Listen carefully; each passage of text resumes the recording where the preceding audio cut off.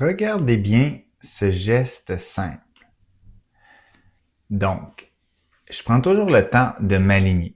Je mets une main sur le ventre, une main sur la cage thoracique. Je respire pour aligner mes hanches vis-à-vis mes malléoles, mes hanches, mes épaules vis-à-vis mes hanches et mes oreilles vis-à-vis mes épaules. C'est sans performance. J'ai les mains devant, il n'y a pas de vitesse, c'est pas une compétition, c'est d'être dans le moment. Donc, quand j'inspire, je veux que vous sentiez vous élever, un peu comme une montgolfière. C'est facile. J'accentue le mouvement, là, je monte sur mes pieds, sur mes orteils, donc j'inspire. C'est comme si j'avais des ficelles qui tiraient mes coudes. Et à l'expiration, j'atterris au sol comme un chat, comme un ninja, sans faire de bruit. J'expire et j'amortis mon choc en fléchissant mes genoux. OK? C'est toujours ma respiration qui guide ce mouvement. Lorsque j'inspire, ça me redresse. Et lorsque j'expire, je suis plus soumis contre la gravité.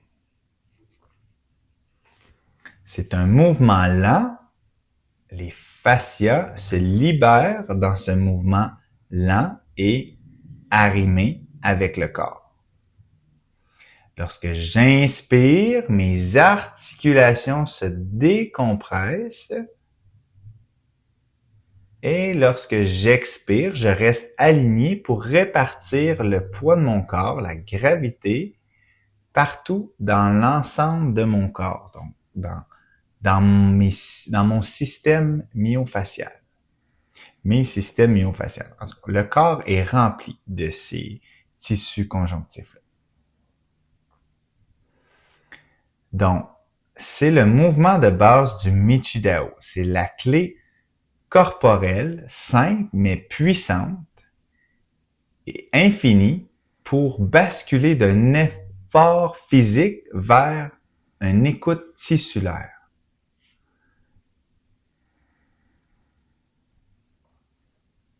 Prenez le temps de voir ce que fait l'inspiration, ce que crée l'inspiration et l'expiration.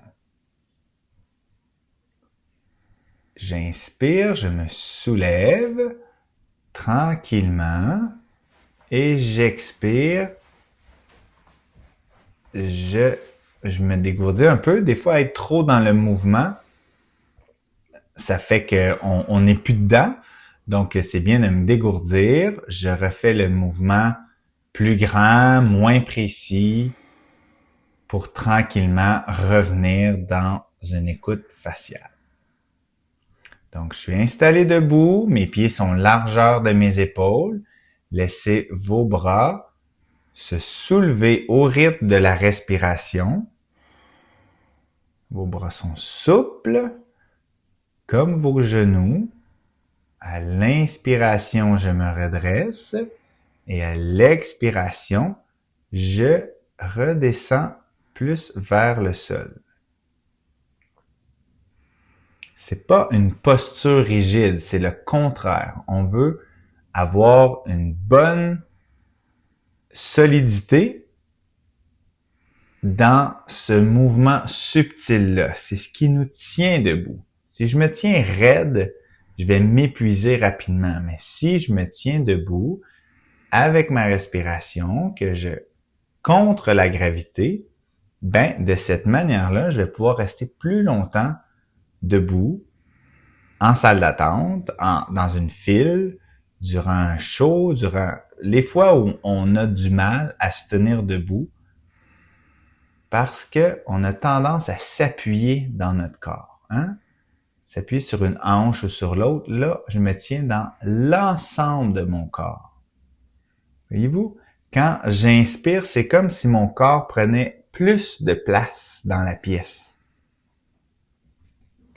Et à l'expiration, je rentre le menton un peu, j'appuie tout le poids de mon corps sur l'ensemble de ma colonne vertébrale qui ensuite est répartie dans mes deux jambes.